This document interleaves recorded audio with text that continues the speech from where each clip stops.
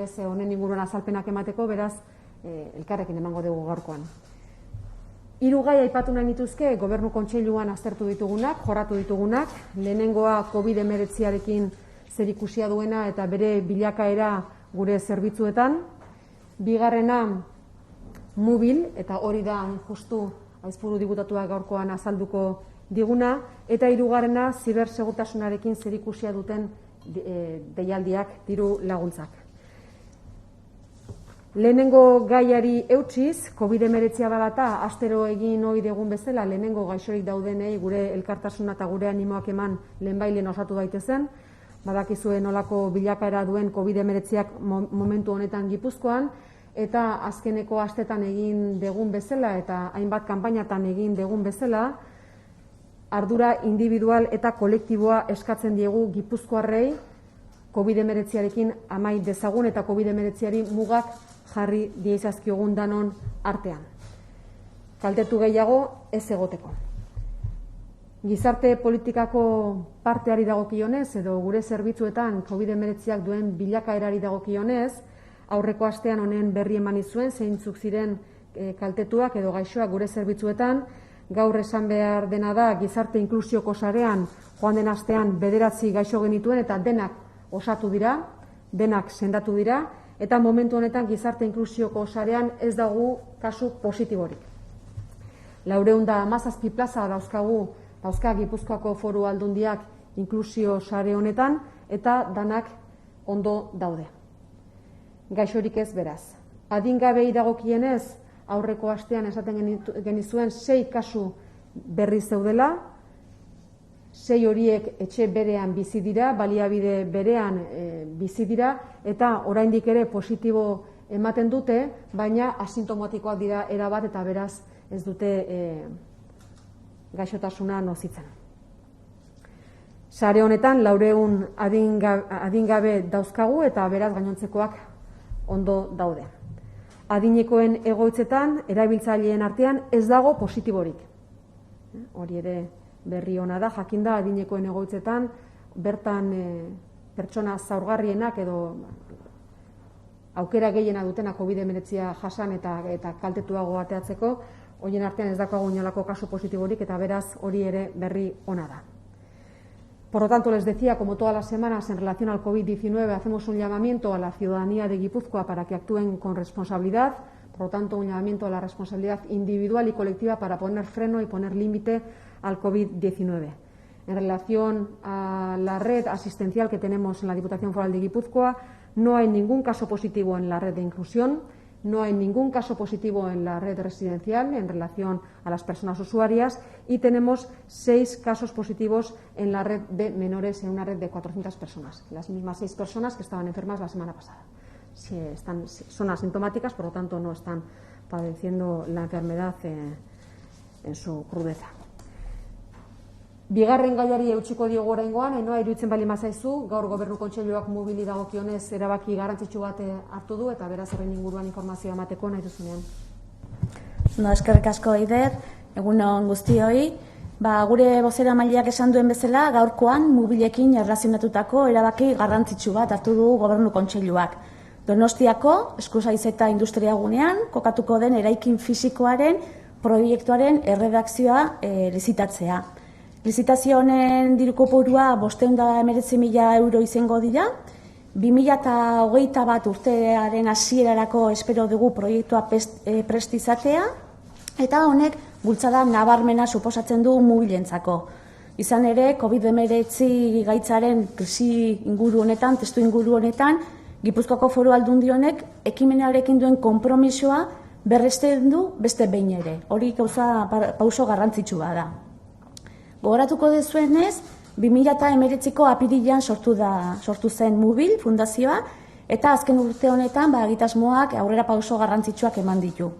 Datu garrantzitsuenak aipatzearren, 2019ko apirilean sortzen da fundazioa, 2019ko azaroan erosi genuen Eskuzaizetako lursaila, eta alarma egoera maitzarekin batera indartsu itzuli da 3 hito garrantzitsuenekin. Lehenengoa, Ane Insausti zuzendariaren izendapena, Bigarrena, Tolosako Usabalen behin-behiniko egoitza ezartzeko obren hasiera egin dugu ja. Eta hirugarrenik, Fidetekekin hitzarmena Mubilen egoitzan dagoen laborategi aurreratua instalatzeko. Beraz, azpimarratzeko ideia garrantzitsu bat. Mubil, Gipuzkoaren etorkizuneko apostu estrategiko bat da, eta nik uste mugikortasun berri eredu hauetan, inoiz baino garrantzitsuagoa da, gure lurraldearentzat eredu alternatiboak lantzen hastea. Abagune hau baliatu eta gure lurraldearen espezializazio maila hobetu egin behar dugu. Hau da, hain zuzen ere, Mubilen misioa.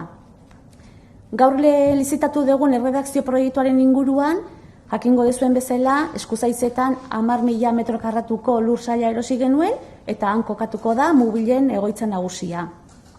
Eraikina eraikitzea, bera, aurreikuspenaren arabera 10 milioi eta erdiko inguruko kostua izango du. Eta zentro honen helburua izango da baita ere, bere inguruan elektromugikortasun edo mugikortasun modu berri horiei lotutako polo bat sortzea. Hau da, elektromugikortasunari lotutako industria jarduera sustatzea. Bai, lehendik dauzkagun enpresak eraldatu behar ditugulako, eta bai, elektromugikortasun honen inguruan jarduera berri batzuk sortu behar ditugulako. Eta Eskuzaiz eta gauzatzen da bitartean, Mubil ere realitate bat izaten jarraituko du, eta Tolosako Usabal poligonoan behin-behiniko egoitza bat izango du. Azpiegitura hau egokitzeko lanak martxan daudeia, hasita daude, eta urte bukaerako aurreikusten dugu martxan izatea. Tolosan Usabal poligonoan daukagun eraikinaren egitura hau izango da. B solairuan, ia 100 metro karratuko gutxi gora berako showroom bat izango dugu, eta bertan azalduko da Mubilen zergatia, helburua, aparteko balio proposamena, eta zein izango da bere bilakaera. Lehen solairua, 500 metro karratu gutxi gora bera, bulegoak bertan izango dira, bertan kokatuko dira, formakuntza gela bat izango dugu, hain zuzen ere formakuntza espezializatu bat egin nahi dugu enpresen eskutik, eta batez ere lanbide heziketaren bidez, eta enpresak kokatzeko toki bat, nolabaiteko espazio bat izango dugu, laborategian ensaioak eta egiten dituzten bitartean, beraien espazio ere eduki dezaten bulego horietan. Bigarrengo solairuan, ia 1.600 metro karratu ditugu, eta energia biltegiratzearen arloko laborategi aurreratua kokatuko da bertan. Fidetekek kudeatuko du laborategi hau, eta punta-puntako ekipamentua izango dugu bertan laborategian. Enpresa guztiek bertan izango dute aukera, bai ikerketa egiteko, eta baita prototipo produktuen kontzeptu probak, eta testak egiteko aukera ere, bertan izango da. Eta azkenik, gai honi lotutako nire lehen agerraldia denez, duela ia 7 aste lanean hasi zen Ane Insausti zuzendariari buruzko aipamen bat bai egin nahi nukela. Esperientzia handia duen ingenieria da, batez ere ingenieritza eta proiektu ere kudeaketan nazioarteko bere esperientzia erakutsi du, eta lehenengo aste hauetan horrela ikusi dugu. Erantzukizun oso garrantzitsua hartzen du Anek, bai Tolosako behin-behineko egoitza hau martxan jartzea, bai zentroaren hasierako proiektuak aktibatzea, eta baita Donostiako Eskuzaizetan izango dugun behin betiko kokapen hori ere, urrats berriak emaneraztea. Beraz, sorte honena opa diogu Aneri, eta ibilbide honetan berarekin izango gara noski. Eta erderaz laburpentxo bat egiteko, tal y como decía nuestra portavoz, Eider Mendoza, hoy se ha adoptado una importante decisión en el Consejo de Diputados. Una decisión relacionada con Mubil, que es la licitación de la redacción del proyecto de obra del edificio físico que estará situado en el polígono industrial de Eskusaizeta en Donostia. Se destinarán 519.000 euros para esa licitación y la previsión presupuestaria del edificio es de 10,5 millones. Esperamos que el proyecto esté preparado, esté listo para principios del 2021. Esto supone un gran empujón para Mubil, para el proyecto estratégico, ya que a pesar de encontrarnos en una situación en el contexto del COVID-19, con esta acción la Diputación Foral de Guipúzcoa ratifica una vez más su compromiso con esta iniciativa. Me gustaría resaltar el objetivo principal, decir que en estos momentos es más importante que nunca para nuestro territorio empezar a trabajar esas alternativas en la nueva movilidad y mejorar sobre todo el nivel de especialización de nuestro territorio. Esa es la misión de Móvil. Y el objetivo último, impulsar esa actividad industrial ligada a la electromovilidad, tanto de las empresas existentes como de nuevas actividades de emprendimiento, y también crear a su alrededor un polo ligado a la electromovilidad y a esos nuevos modelos de movilidad. Horixe da, nire aldetik da. Eskerrik asko, Ainhoa. Aizpuru diputatuak aipatu du beraz mobilen inguruan hartutako erabakia, eta guk askotan esaten dugun bezala Gipuzkoan etorkizuna orain ari gera lantzen, eta horregatik datoz horrelako proiektu estrategikoak, baina proiektu estrategikoek ere bere inguruan badute bestelakorik, eta horrekin du zerikusia hain zuzen ere gaurko 3. erabakiak, Gobernu Kontseiluan hartutako 3. erabakiak. Eta zerikusia du hain zuzen ere zibersegurtasunarekin. Badakizue, zibersegurtasunaren inguruan ere badakagula proiektu estrategiko bat, ziur dena hain zuzen ere, eta horren inguruan guk ere lagundu nahi dugu Gipuzkoako enpresetan diru laguntza deialdi bat onartu dugu gaurkoan 2. aldiz, aurreko urtean lehenengo aldiz egin genuen, 367.000 euroko diru laguntza ematen zaie Gipuzkoako enpresei zibersegurtasunaren inguruan lan egin dezaten. 3 lan lerro nagusi ditu deialdi honek, enpresetan beraz zibersegurtasuna indartzea, ikerketa eta garapena bultzatzea arlo honetan, eta telelan segurua sustatzea. Horiek dira diruz lagunduko ditugunak Gipuzkoako enpresei zuzendutako zibersegurtasun arlo honetan. Indargune eta gaitasunak aktibatu nahi ditugu, eta berriak ere eratu hemen Gipuzkoan, eta horretan nahi dugu egin lan buru belarri Gipuzkoako enpresekin. 3 lan lerro aipatzen dituen, lehenengoa zibersegurtasuna enpresetan indartzea, honek 157.120 euroko zuzkidura izango du, eta zertan lagunduko duen, aholkularitza zerbitzuen kontratazioan. Espreski, diagnosia egiten enpresetan, planak egiten zibersegurtasunaren arloan, plan horiek abian jartzen, eta sensibilizazio eta formakuntza saioak egiten bertako langileekin. Gehienez enpresa bakoitzak 15.000 euroko dirua jasoko du, lehen lerro honi dagokionez. Alegia, zibersegurtasuna enpresetan indartzea, aholkularitza zerbitzu hauen bitartez. Beraz, hori litzateke lehenengo diru lerroa, eta 2. ikerketa eta garapena lehen aipatzen nuen bezala.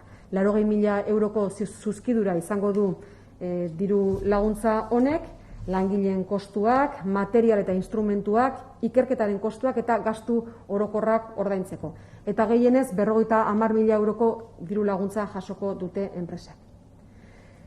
3. lerro bat ere badago, eta hau berria da, hain zuzen ere COVID-19 ondorioz honetan ere lan egin behar izan dugu, eta honetan indar berezia egin nahi genuke Gipuzkoako Foru Aldundiak hori egin nahi luke. Telelan segurua sustatu nahi du Gipuzkoako enpresetan, berritasun nagusia hauxe da.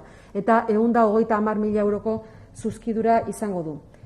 Difusioa, sensibilizazioa, kontzientziazioa, formakuntza eta ezagutzarako diseinu eta garapena, lantaldeak osatu eta dinamizatu eta programaren helburuekin bat egiten duten bestelako ekimenak ere lagunduko dira diruz. Lehen aipatzen genuen, proiektu estrategikoak abian jarri ditugu, etorkizunerako prestatu egin behar dugulako Gipuzkoa, zibersegurtasunaren arloan hor ikusten duguna da, momentu honetan bereziki COVID-19 dela eta aurretik ere merkatu ireki batean, bizigera mundu globalizatu batean, eta beraz mehatxuak ere globalak dira eta oso handia dira. Enpresek prest egon behar dute egoera honi aurre egiteko, eta hortaz, proiektuak abian jartzeaz gain, ziur abian jartzeaz gain, gainontzeko enpresei ere diruz lagundu nahi dugu egoera honi aurre egiteko. Enpresak ere lehiakorrak izateko mehatxu honi aurre egin behar diote, eta horretarako gaitasuna eduki behar dute, eta horretan lagundu nahi ditugu bertako enpresak. Bien, por lo tanto, como decía, el tercer punto tiene que ver con una convocatoria de ayudas para fomentar la ciberseguridad en empresas de Guipúzcoa, 367.000 euros de dotación para esta convocatoria de ayudas. En un mundo y mercado conectado, la amenaza es enorme Por lo tanto, tenemos que estar preparadas para hacer frente a esta situación. Y ese es el objetivo de esta convocatoria de ayudas. Aparte del proyecto estratégico de SIUR, también tenemos ayudas de otro tipo para ayudar a nuestras empresas. Y vamos a ayudar en 3 ámbitos. Por una parte, en la asesoría, por otra parte, investigación y desarrollo, y por último, también en el teletrabajo. Hauek dira beraz gaur Gobernu Kontseiluak hartutako erabaki nagusiak. Honen inguruan edo beste edozein gairen inguruan galderaren bat izango bazenute, erantzuteko prest gaude, nola ez beti bezala.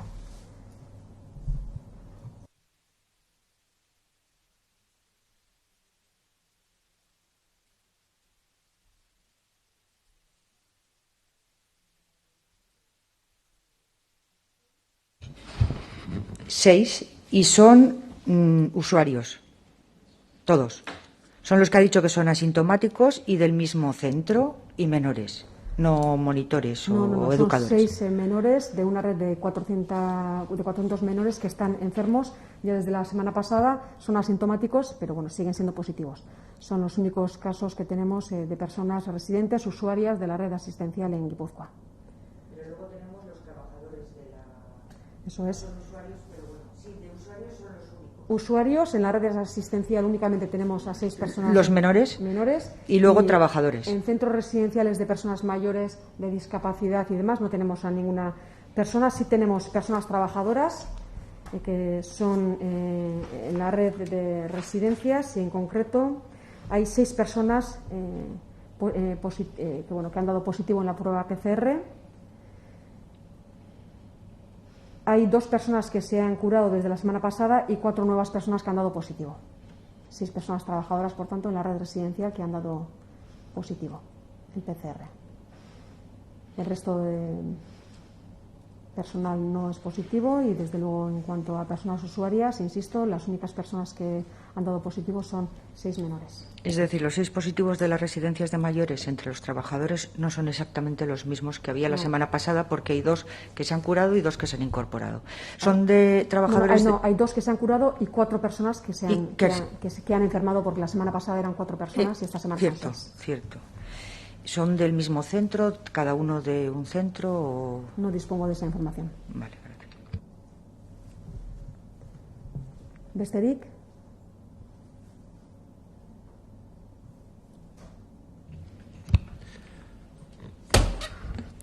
Bai, WhatsAppeko taldean sartutako galdera. Según la encuesta de población activa, en Guipúzcoa se han destruido más de 7.000 empleos. ¿Cómo ven la situación económica en el territorio? Guk hasieratik COVID-19ak estanda egin zuenetik, euskeraz edo gazteleraz edo bitara, Aitor esaidazu bestela bitara egingo dut. Gazteleraz egin du galdera, gazteleraz erantzungo dut. Bien, desde el inicio del COVID-19, desde que irrumpió en nuestras vidas, nosotras decimos que tenemos una enorme preocupación. La Diputación Foral de Guipúzcoa tiene una enorme preocupación con la afección que está teniendo en la economía y con la que va a tener. No somos capaces en este momento de saber cuál va a ser la evolución de la enfermedad y tampoco el impacto que va a tener en la economía, pero sí consideramos que en este momento podemos hacer algo todos y todas, es decir, actuar con responsabilidad, lo he dicho en muchas ocasiones, responsabilidad individual y colectiva para poner freno al COVID, porque es la mejor herramienta que tenemos para que no enfermemos y para que no afecte más a la economía de lo que está afectando ya. El dato que hemos conocido hoy en relación a la destrucción del empleo evidentemente es muy preocupante, pero noticias negativas seguiremos teniendo en las próximas semanas. En cualquier caso, insisto, lo más importante, responsabilidad individual y colectiva. Cada una de nosotras, cada uno de nosotros podemos hacer algo para poner freno a la enfermedad y para que la situación no empeore y, por lo tanto, debemos actuar con responsabilidad. Pero la Diputación Foral de Guipúzcoa, tanto en relación a la situación de las personas usuarias de los centros residenciales y en relación a la economía, va a estar ayudando como lo ha estado haciendo hasta ahora y vamos a estar acompañando en este proceso.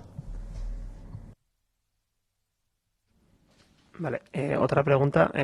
La anterior era de la cadena SER, que no lo he dicho, esta también. En Hernani, un edificio ha tenido que ser confinado. ¿Preocupa la situación? Bueno, en realidad todas las preguntas que tienen relación con el COVID tienen relación entre sí. Es evidente que la situación es preocupante, es muy preocupante.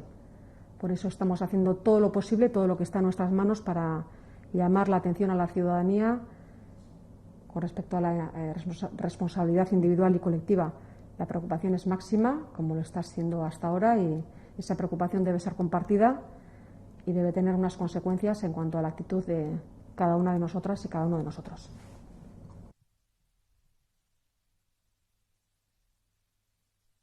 Besterik? Beste galderarik ez balego, amaituko genuke honekin. Eskerrik asko guztioi eta egun ona izan dezazuela. Eskerrik asko.